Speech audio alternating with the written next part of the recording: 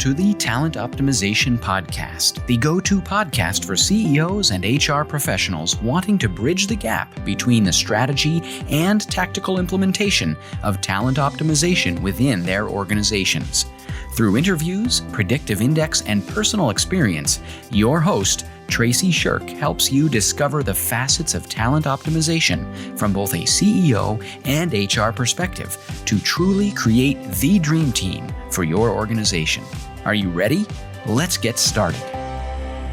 Welcome to the Talent Optimization Podcast. We are chatting about how we optimize our employees by giving them the resources that they need. My name is Tracy Shirk, and I'm the Chief Talent Officer here at Elevated Talent Consulting. And we have a treat today. One of the things that we love to do is bring our clients on to share a little bit about what their journey has been and what that specifically looks like. So with me today, I have Andrea Grant. And Andrea is with Jackson's Chips, and she was brought on. We actually helped to recruit her into the organization as their very first HR person. And Andrea, welcome. Thank you for having me. Absolutely. So tell us a little bit about why did you choose HR? Yeah, so I didn't really, wake up one day and was like, I'm going to be HR. But, I was actively looking because I'm came from very heavy hospitality service industry. And I saw this fantastic job ad. And now that I'm learning more about it throughout my elevated consulting implementation program, but I see this job ad and it just spoke very highly to me, and everything just was really intriguing. And I was like, I do that. And that's really when it opened my mind, that HR is something that I am truly qualified for and continuing to learn, of course. So I just was really interested in Jackson's and what I saw. And I'm really glad that I pulled the trigger and had the conversations. And now here I am. Awesome. And I'm going to back up just a second for our listeners. So when we put out job advertisements, we do not put out the job description. No. Right? And we're really writing the job ad to say, hey, that person's going to read that and go, that sounds like me. That sounds like me. That sounds like me. And when you're in our programs, guess what? You learn how to write that. And we use a tool called predictive index that helps with this, but it's one of those that helps us attract the most qualified individuals based on their behaviors. And so a lot of times we're going to bring individuals into a role that may or may not have the briefcase or that experience, but they have the drive and they're a perfect behavioral match for it. And that's what I love about it. And I think, Andrea, that's what you saw as well. Yeah, absolutely. And just kind of being through the program now and being a lot more highly detailed in PI, it's really fun to set those behavioral targets to truly get the right candidate to match. So very exciting. And one of the things we love is when we talk to you and you're like, hey, I just brought this person in and they meet and they're doing X, Y, and Z. Like, do you have any of those fun stories? Because I know you're in the middle of a ton of hiring right now as well. Yeah, really, we are. And it's fun to see all of the behavioral traits and differences come through. I've created quite a bit of jobs currently right now. So to be able to set that target and then put it out there for the target to be met, I just fulfilled a sales position. And it's kind of funny to see the trend with sales. It's always really driving and just the different stigmas that it's set at. So yeah, we just hired a super all-star person that met the behavioral traits. And I'm really excited to see what he's going to bring to the table at Jackson's in 2023. That's awesome. And when you say behavioral traits, I just want to make sure our listeners that aren't savvy in PI completely understand what that means. So for the sales role, when you said driving, what are some of those things that is? Just really driving results and being competitive within the field, within the nature, and just really seeing the finish line all the way through in their own creative way, whatever that may be. And that's where PI is really fun to play around with the target and then be able to find a candidate to meet it. Yeah, absolutely. So for our listeners, what we do is we do a job assessment that essentially tells us, here's what the job needs. And then we look at the individuals that apply and say, hey, this is who they naturally are. Where is a match? Or, if they're not a match, hey, are they driven to step into that role for X period of time? And it's one kind of item that we look at along with the culture of the organization. And then those skill sets that they bring, like education, experience, et cetera. And, one of the things I love about Jackson's is the culture that it's creating. And I know in that job ad, how we describe the culture and that value to you as an employee stepping in. Tell me a little bit about that. Yeah. So I think everybody has a way of, we want culture, culture, culture, but it's really exciting to be able to build it with Jackson's and to really have my input valued. We just enjoy like the uniqueness of people, the competitiveness of people as well. And just being able to have different ideas brought to the table where we all feel valued. We've been able to implement different programs that we do. It's just as far as like, not just calling it a meeting, like meetings are meetings, but we call them campfires. And it's just as like a round table discussion. And, we'll throw stuff in the middle of the circle and just be silly with each other. But we actually really bring out a lot of great ideas and communication pieces that I think is a little bit easier to discuss rather than, we always say, hey, we have open doors, which we do. But I think it helps employees to be able to truly bring their opinion forward rather than coming and knocking on a door and, hey, do you have a second? Because, there's always a lot going on. So just having that culture piece and just really being like team orientated, we've been able to really showcase since I've been here. Yeah, I love that. And having the Jackson's chips in the middle of the campfire to munch on during a meeting is never a bad thing. Yes. Our quality team is awesome and they share their ideas with us and let us taste some tasty things. So 2023 is going to be good for Jackson's. We have a lot going for us. Awesome. So when you think about, you stepped into this role really having zero HR experience, really stepping in because you saw an ad that you're like, that's me, that's me, that's me. This sounds like a fun little leap that I can grow personally and professionally in. So tell us a little bit about the journey and how essentially you've been mentored, not only in learning the HR, but also stepping in and learning being a leader inside of Jackson's. Yeah, so that's great because, when I took on this position, I was really naive, I think, to the HR world of, to me, it's what I've always done was recruiting and onboarding and interviewing and the people part of it. But there's this whole other side to it where I've always had support in my previous roles, which is compliance and policies and procedures and better what have yous to really tidy up a better process to continue to always move forward and to improve. So I love all the help and support that I have. I mean, obviously working with elevated talent and just the relationships that I've built with, April prior and now Danielle, and then as well as you, Tracy, has been very helpful. I mean, I'm constantly emailing Danielle, just, brain fart and she'll help me and she'll send me resources. Not only that, but the weekly meetings and just bouncing ideas off each other, role playing with questions. And again, just kind of tidying up little processes that I have as far as just like interview sheets or a salary grid. I mean, just overall circumference of the HR world, to have help on is tremendous. Absolutely. Because sometimes being that HR person by yourself can be pretty lonely, especially when you're building an HR department from the ground up and going, okay, how do we build this from the ground up in a way that we know has kind of an easy button for everyone around us, but also like when that crazy monkey wrench of a question comes in and you're like, I have no idea if this has a ADA, American with Disabilities Act spin on it and they're saying X, Y, and Z. What the heck? Like having that HR expert in your back pocket that you can be like, hello. And in 2 seconds, you get a response back. It's like, oh, okay, now I can move on with my day. Not a big deal. Absolutely. It's like I have an extended department. Everyone here reports to their team and they work together and it's very solo, but that's absolutely the vibe that I get with Elevated and the partnership and truthfully just having my back with every step of the way. So it's been extremely helpful to say the least. Awesome. So looking at that, what is the biggest aha that you've learned so far?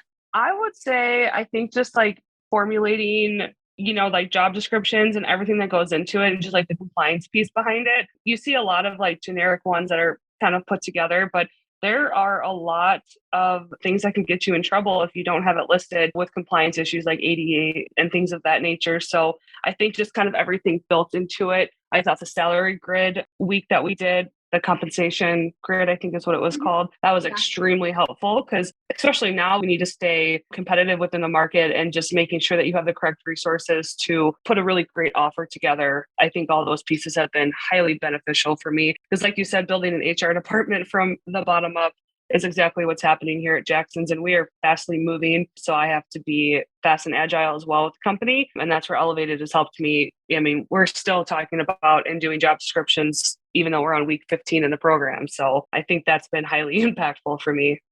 Yeah, absolutely. And those are things that come up all the time, right? One of the things that you just mentioned that I loved is salary. People get really weird about money. I don't know if you've noticed that or not, but they do. So one of the things that's so important when we talk about salaries and what that is ensuring that that compensation story that we're telling is a story that actually gets people excited and moves forward in who they are and what they're doing, because it can be such a distraction that completely stops production. And that, I think, is one of the things that I love so much about the program and working with our clients, is that it's that coaching of, okay, so if this came up, what are the other ways that we can look at this that really move people forward? And I know we've had several of those conversations. Oh, yeah, 100%. And so when you look at, we've got the compliance portion of what's happening, but the most fun part about HR is really elevating people and seeing that transformation of what is possible for them and helping them to kind of achieve that and step into it. We'll do that with talent pathway plans. And, we do that so much with recruiting, is seeing individuals for more than what's just on a piece of paper and looking to see, do they see that in themselves too? Yeah, for sure. And I think that kind of speaks volume to where we're at right now in the program, just with the different cultural questions and heart questions that are out there. And I think, again, just going back to, well, we have a process, but I mean, having Elevated truthfully elevate our process and, make it the next best of what it can be to find the best candidates, then to find out through them what they're passionate about or what that career growth, may look like. So that's also very exciting that we have going on as well. Yeah. And with any process, I love stepping back and saying, why are we doing this, right? If it's not serving a purpose, we shouldn't be doing it. And I think that that's one of the things when we look at HR processes, a lot of times you're like, why are we doing this? Cut. And when we're working with you on developing those processes, it's getting really clear on what that is and getting the involvement and the enrollment from the leadership team.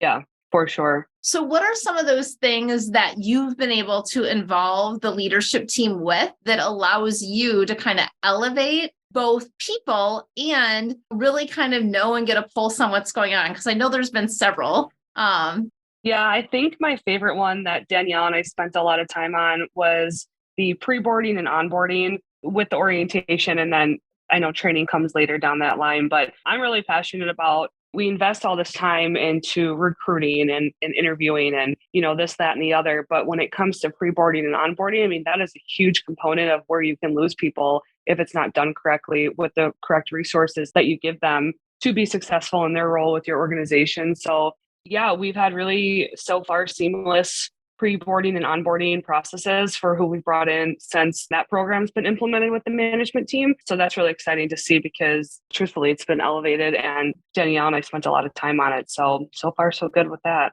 And I just want to say for our listeners, Danielle is the consultant that you are working with one-on-one. So all of our programs have a consulting piece that goes into it. So it's not just here's the templates, we're learning it, we're having our implementation calls, but it's also let's work one-on-one on getting some of these key things done. Like you've mentioned job descriptions. A lot of times with our clients, job descriptions is a week that's hard because you may have 20 or 30 of them. And it's like, I don't have time to write all these. All right, well, let us take some of those for you. And now we're going to start to weave those into things like orientation and onboarding and what that looks like. And that pre-boarding process is so important because it's kind of like putting a ring on the finger and getting engaged and then not talking to him until the day you get married. It's like, wait, hold on a second. There's a whole lot of things that need to happen in between.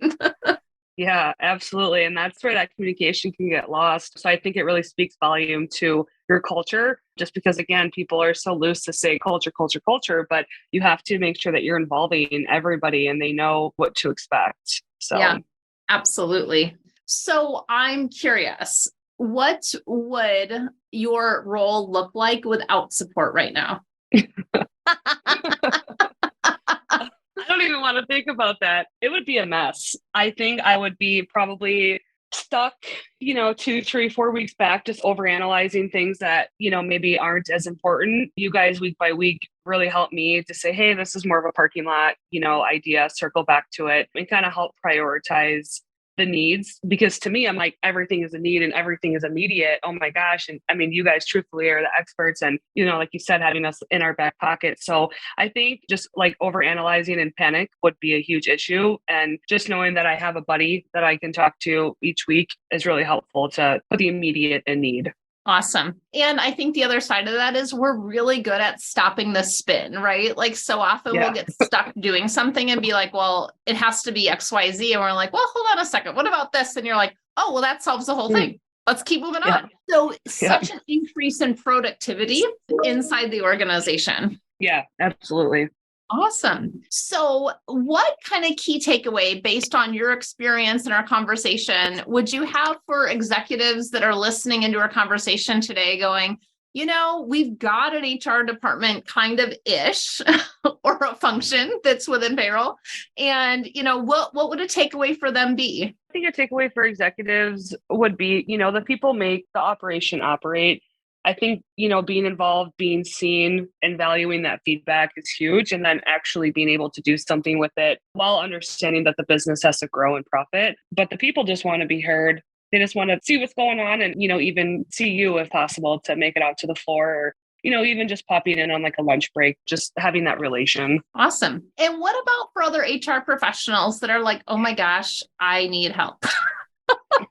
I think it's good to know that you're not alone. You have peers that are there to help you. And there's always going to be things that we have to keep up with day to day. So I think just finding like your one person that you can vent to and to help prioritize what that next need may be is huge. And again, I'm going to say relation because when I look at human resources, we are a resource to the humans, to the people, and sometimes we need that as well. So I think just making sure that you have that person, whomever that may be, for me, it's elevated and being able to bounce ideas off and get that help when I need it. So, and we're not going to go back in the organization and be like, so Andrea was freaking out about this thing and it's a problem. It's like, no, it's not a problem. You just needed to process it. Yeah. I know you're always like, I see wheels turning. I'm like, they are. For sure. Absolutely. Well, thank you so much for joining us in our chat today, Andrea. We so appreciate you, and watching you grow is like, that's my life's work. That's why I love what we do, is helping other HR professionals, being that person that kind of stands by them and says, what you need. Like, that is why we do what we do. So thank you. Yeah, of course. Thank you. And I found oftentimes where I just laugh and I'm like, oh my gosh, Tracy would have been so proud. And like, I try to like write them down to bring it back, but there's just like always a lot happening. And I'll tell Danielle about it on, on calls, but instead of having what would Jesus do, like brand, like it's just a what would Tracy do? And I just am like, oh, she'd be so proud of me right now. I am so proud of you. And more important than that, I hope you're proud of yourself, of how much you're growing and what you're accomplishing, because it is amazing. And it has a huge impact on every employee inside your organization. Yeah, thank you. I appreciate that. You're welcome. So thank you so much for listening in and joining us today in our conversation here. In this month, we're talking about mentoring, and I think you kind of hear that mentoring relationship that happens in each of our programs. So if you are curious or interested, we do have programs starting in the next couple of weeks, along with our HR office hours that gives you access to our team on a weekly basis. So with that, thank you so much and have a fantastic rest of your day.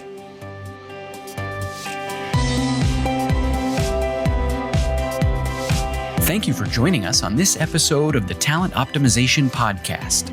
You'll find more tools and resources for CEOs and HR professionals looking to bridge the strategies versus implementation gap of talent optimization at elevatedtalentconsulting.com.